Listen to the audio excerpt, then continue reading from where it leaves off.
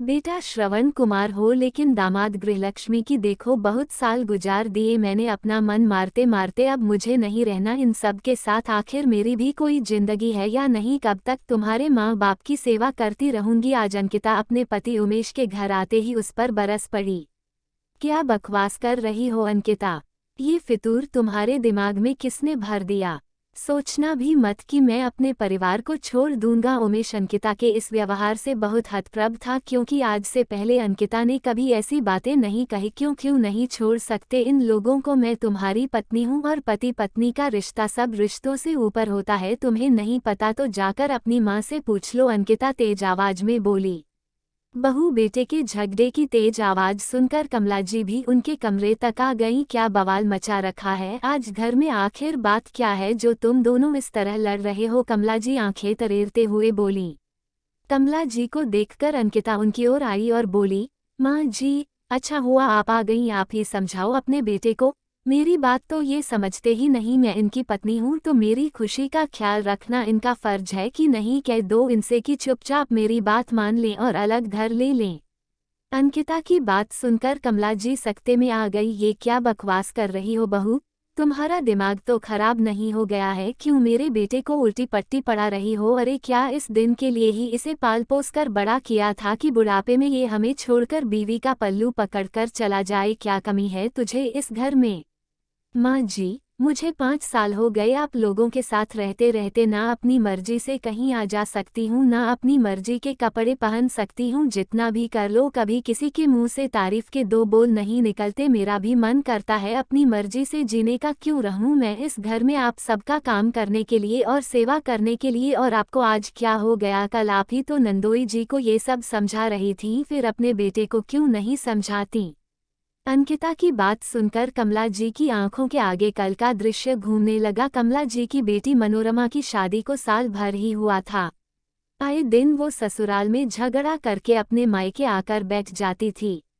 इस बार कमला जी ने अपने दामाद को घर बुलाकर अच्छी झाड़ लगाई। देखिए दामाद बाबू, मेरी बेटी को मैंने बहुत लाड से पाला है। इसके बोलते के साथ इसकी सर फरमाइश पूरी की है।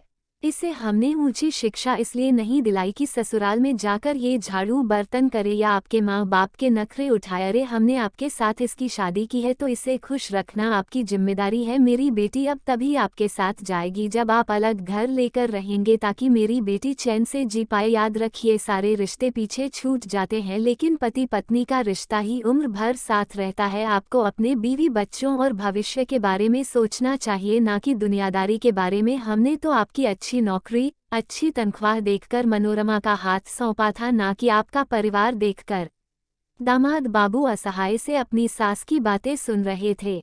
वो दोराहे पर खड़े थे कि क्या करे। यदि अपना सास की बात माने तो अपने परिवार का साथ छोड़ना पड़ेगा, और ना माने तो अपनी शादीशुदा जिंदगी दाव पर लगा देंगे। दुविधा में थे कि कैसे अपने माँ बाप को इस उम्र में अकेला छोड़ दें। कमला जी कल की बातें याद ही कर रही थी कि अंकिता फिर जोर से बोली, माँ जी क्या हुआ? आप कुछ बोलती क्यों नहीं? जो बात नंदोई जी को समझा रही थी, अपने बेटे को क्यों नहीं समझाती? अब उमेश को अंकिता के अचानक से बदले हुए व्यवहार का कुछ अंदाजा हो रहा था।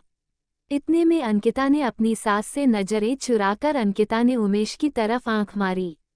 अब तो उमेश को अंकिता के सारे नाटक की वजह समझ में आ गई कि वो आज ऐसा अलग व्यवहार क्यों कर रही है, लेकिन वो अनजान बनते हुए बोला, तब तो अंकिता सही कह रही है माँ, मैं भी थक गया हूँ सारे परिवार का बोझ उठाते उठाते।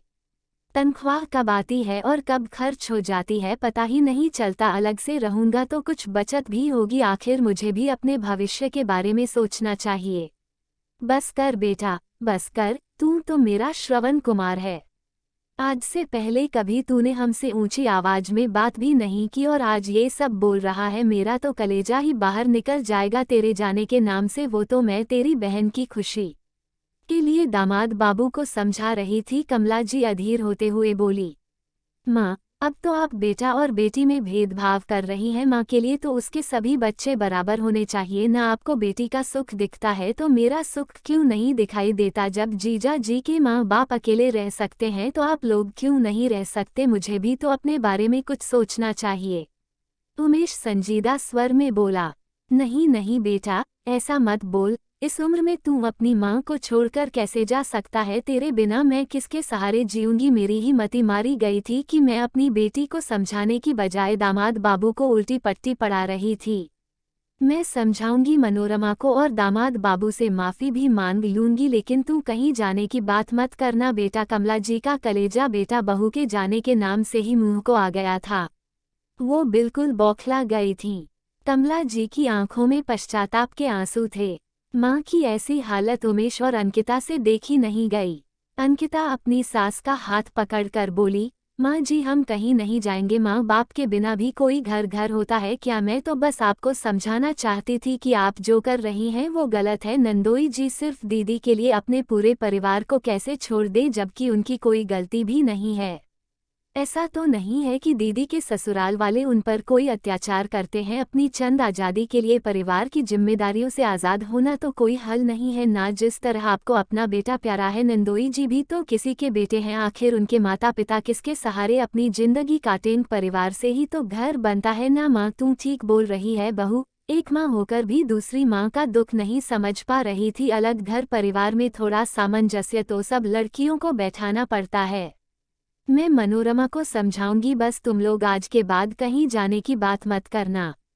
दरवाजे पर खड़ी मनोरमा भी उनकी बातें सुनकर मन ही मन सोच रही थी कि गलती उसकी ही है। यदि आज उसकी भाभी भी उसकी तरह सिर्फ अपना स्वार्थ और सुख देखती तो उसके मायके की क्या हालत होती। मन ही मन वो निर्णय कर रही थी कि वो भी एक अच्छी बहू और अच्छी पत्नी बनकर दिखाएगी। परिवार के प्रति अपना फर्ज निभाने में अपने पति का साथ देगी, ना कि उसकी राह का रोड़ा बनेगी।